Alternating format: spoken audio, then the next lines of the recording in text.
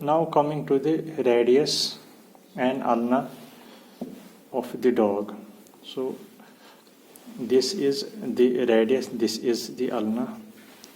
Here this one is the radius and this is the ulna. The radius and ulna, these are two separate bones in case of the dog, and they remain attached only in contact at their extremities. So ये extremities पे खाली का contact होता है.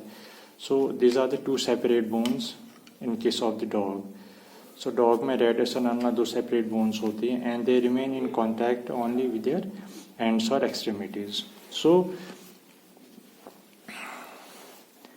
this is the radius and this is the ulna, and here the interosseous space that is present, it is very narrow and it extends throughout the length of the two bones. So this is the interosseous space and it extends throughout the length of the two bones, and these two bones, they permit certain degree of movement, that is pronation and supination.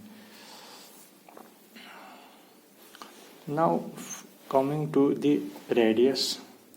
So this is the radius. The radial tuberosity here, in case of the dog it is small, and on the proximal extremity there is a single articular surface for the lateral condyle of the humerus. So proximal extremity पे खाली एक ही articular surface होता है for the lateral condyle of the humerus. This is the radial tuberosity, that is small, and for the medial condyle of the humerus that articulates with the articular facet that is present on the semilunar notch. So ये जो medial condyle होता है वो articulate करता है with the facet present on the semilunar notch. And third important feature here, it is posteriorly on the proximal extremity of the radius there is a convex circular articular area that is called as circumferentia articularis. This is the circumferentia articularis for the ulna. So it remains like this. So this is the articular area for the lateral condyle, and this is articular facet on semilunar notch for the medial condyle of the humerus. Now coming to the distal extremity. So you can see the distal extremity of the radius, it is wide as compared to that of the proximal extremity, and the medial border of the radius that projects downwards and it forms, this is the styloid process of the radius. So this is styloid process of the radius. So the distal extremity, it is wide, and the medial border, it projects downward and forms styloid process of the radius. Now coming to the ulna. So in case of the ulna, the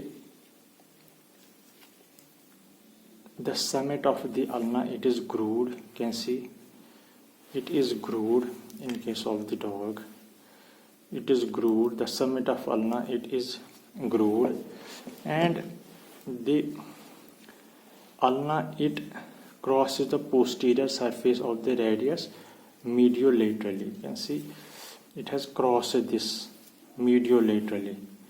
So from medial to the lateral. So from mediolaterally it crosses the posterior surface of the radius, and the distal end of the ulna that projects downwards and it forms, this is the styloid process of the ulna. Here you can see this is styloid process of the, and this styloid process, it below it articulates with by a facet with the ulnar carpal, and medially with a convex facet with the radius. So there are two facets. Medially, there is a facet for articulation with the radius, and below there is a concave facet for articulation with the ulna. So this is the ulna. Here you can see the summit, it is grooved here. So this was all about the radius and ulna of the dog.